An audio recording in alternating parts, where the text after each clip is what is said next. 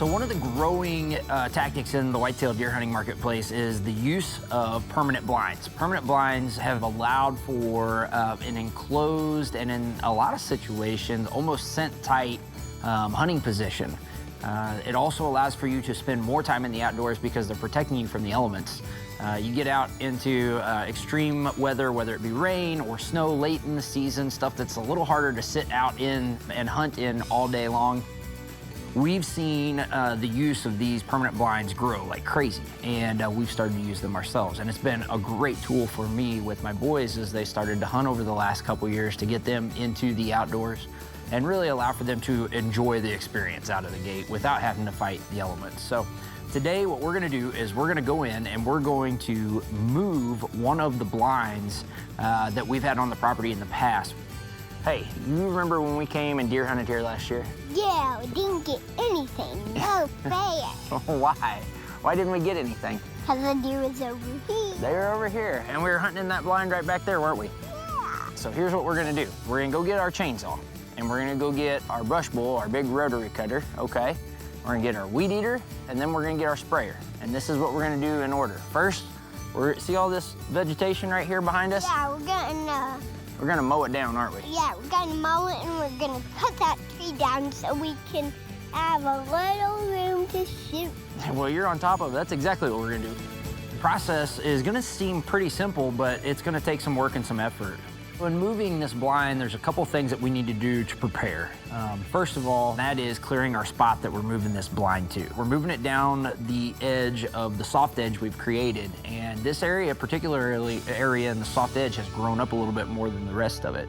We've got some bigger oak trees in there, some bigger shrubs, and we want to get in and clear out that little square we're going to place this blind and where the ladder comes down. So we're going to look at the brush bull rotary cutter. We're going to get everything that we can with it, but in the event a couple of these oak trees have gotten a little too big for us, we're going to look to use either a VersaCut chain and bar system or the SpeedCut Nano system, both of which are green label safety chain and bar systems or chain systems from Oregon, which really means they're designed to have a low kickback in applications where control is important and cutting on the nose of the bar may be necessary.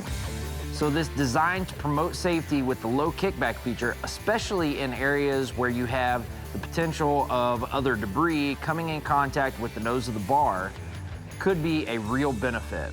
That's exactly the kind of situation or scenario we're gonna face here.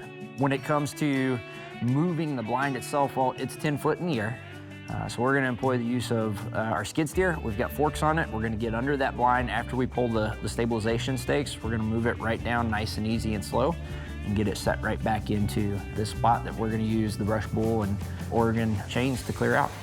When it comes to weed management, we're gonna use sprayers. The trouble is, most of the time when you have handheld sprayers, you don't have the reservoir that you need to be able to carry the amount of liquid that you need to, or the amount of chemical mix to be able to manage those weeds. So we're gonna be using a backpack sprayer from Oregon. It's a 20-liter sprayer. So this is a great big backpack sprayer. It has straps, you strap it right on your back. Has a hand pump spray to it.